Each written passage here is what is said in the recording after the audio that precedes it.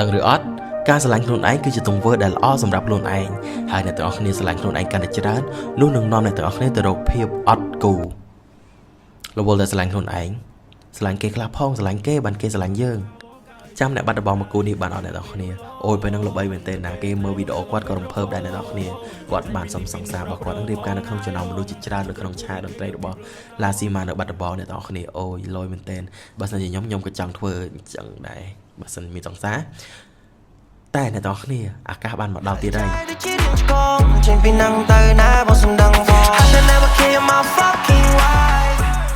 ហើយក៏មានភ្ញៀវកិត្តិយសពិសេសមានដូចជាទេពពិសិដ្ឋ NPN ហើយអ្វីដែលកាន់ពិសេសជាងនឹងទៅទៀតអ្នកទាំងអស់គ្នាគឺមាន international artist ពីររូបអ្នកទាំងអស់គ្នាគឺ Yanku ហើយនិង Diamond MQT អ្នកទាំងអស់គ្នាមួយទៀតអ្នកទាំងអស់គ្នាសម្បត្តិចិត្តអស់ហើយអ្នកទាំងអស់គ្នាដែលមានលក់នៅលើ app Live by Wonderpass ដែលសម្បត្តិ premium ហ្នឹងគឺមានតម្លៃត្រឹមតែ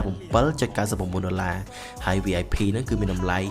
$99.99ដែលមានសម្រាប់គ្នា4នាក់ហើយអ្វីដែលពិសេសហ្នឹងគឺរួមជាមួយនឹង Flow Snack Drink អ្នកទាំងអស់គ្នាលយមែនទេអានេះចំណេញមកសម្រាប់អ្នកដែលខ្លួនមួយស្រឡាញ់គេ3នាក់អីទិញទៅចែកក្រាស់របស់យើងទាំង3យកទៅទាំងអស់គ្នាជួបគ្នានៅកោះពេជ្រថ្ងៃទី31ខែឧសភានេះ